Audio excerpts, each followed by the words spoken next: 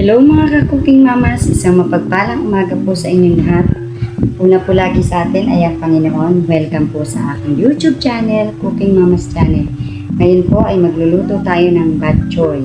Ito po ang ating ingredients na gagamitin natin sa bok choy mga ka-cooking mamas. Ito po yung ating baboy, ito po yung ating dugo, at ito po yung ating bawang sibuyas luya, kinchay at siling kulay green, pampalasa, mantika, nor cubes, at saka ito po yung ating asin at paminta at ang ating miswang. Ika na po, magigisa na po tayo. Ayan po mga ka-cooking mamas, ilalagay na po natin ang ating mantika. Uunahin natin ilagay mga ka-cooking mamas yung luya. Sunog-sunugin po natin siya maging golden brown para malasa.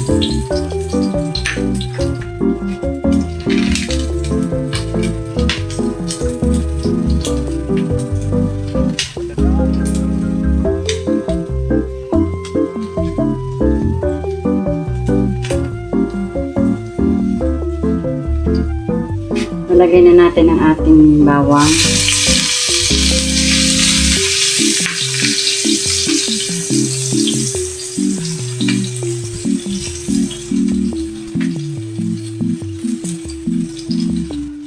Ito yung ating sibuyas mga ka-cooking mamas.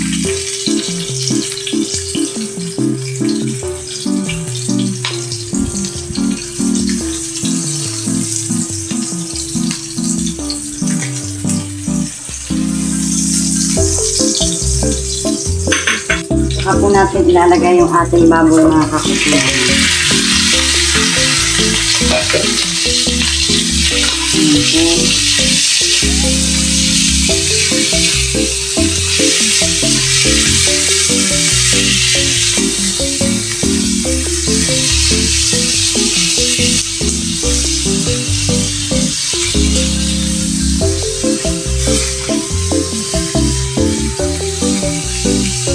Sabawan natin siya mga ka-cooking mamas.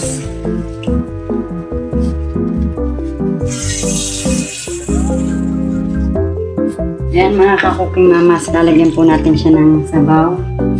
Papalambutin po natin siya ng 30 minutes mga ka-cooking mamas hanggang siya lumambot. Mamaya na po natin ilalagay yung dugo. 25 to 30 minutes po natin siya palalambutin. Ayan po mga ka-cooking mamas, nakulo na po yung ating bok choy. Papalambutin na lang po natin siya mga ka-cooking mamas. Ilalagay ko na rin po mga ka-cooking mamas yung dugo. Para yung dugo ay lutong-luto. Yan po. Diyan na natin siya palalambutin.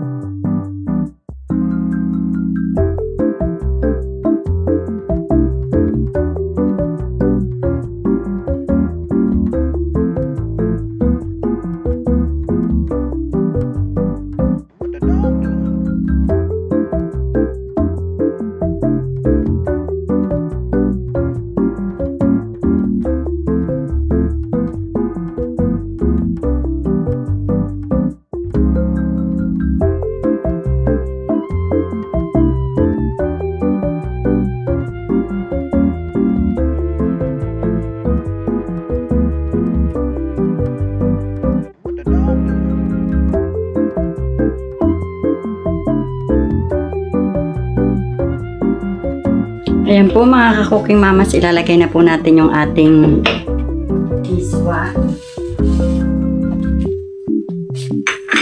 Ayan po yung ating iswa mga ka-cooking mamas. Ilalagay na po natin siya. Pati po yung ating kinchay. Pati po yung ating sili mga ka-cooking mamas. Ayan po. Maya-maya po papatayin na natin yan mga ka-cooking mamas.